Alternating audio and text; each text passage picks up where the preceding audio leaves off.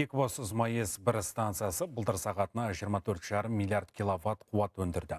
Бұл рекордтық көрсеткіш және бір кәсіпорынға елімізде өндірілетін электр энергиясының 20% тиесілі деген сөз. Ал бұның себебі номер бірінші энергетикалық блок қайта қалпына келтіріп, станция 8 блокты режимде жұмыс істеуге көшті. Қайта жаңғыртылған электр станциясының әлеуетін әріптесім Болат Аманбаев көріп келді.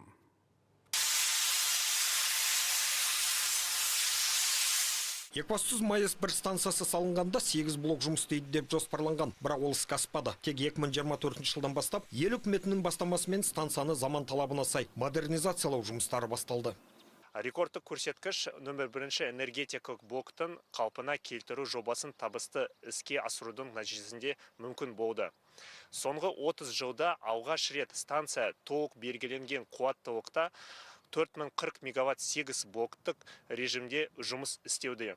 Әр блоктың қуаттылығы 540 мегаватт. Бұндай алып өндіріс әлемде некен сая. Қайта қалпына келтіру жұмыстарынан кейін станцияда 100-ге тарта жаңа жұмыс орны ашылып, елде электр энергиясының тапшылығы азайды. Қазір кәсіпорында жаңа жобалар іске асырылып жатыр. Өндіріске цифрлық технологиялар мен жасанды интеллект негізіндегі жаңашылдықтар енгізілуде. Жұмысшыларға арнайы каскалар беріліп, 270-ке жуық бейнекамера орнатылды. Бұдан былай технологиялық процестер заманауи автоматтандырылған жүйе арқылы басқарылады. Внедрение данной системы аталған жүйені игеру, яғни цифрландыру әсіресе өндірістік қауіпсіздіктің сақталуына ерекше нәтиже берді. Ең бастысы техникалық талаптардың бұзылуын анықтау ғана емес, өндірістегі кез келген ауытқушылық, кідіріс, ішкі жағдай бәрі бейне түсірілім арқылы орталықтан бақыланады. Жасанды интеллект арқылы автоматты түрде сараптама жасалады.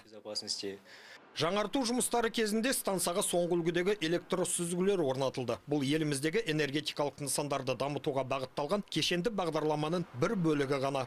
Екібастұзская ГРЭС-1 является... Екібастұз МАЭС бір станциясында Қазақстандағы энергетика саласын жаңарту бойынша қолға алынған ауқымды бағдарлама өте жоғары нәтиже беріп отыр. Біздің бағдарламалық портфелімізде энергетикалық қауіпсіздікті қамтамасыз ету жан-жақты қамтылған. Қазіргі уақытта жаңа энергия көздерін табу, дәстүрлі генерация. Бұл әрине көмір мен газды тиімді пайдаланудан бөлек гидроэнергетиканы дамытуда. Жаңа электр станцияларын салу жоспарымыз бар.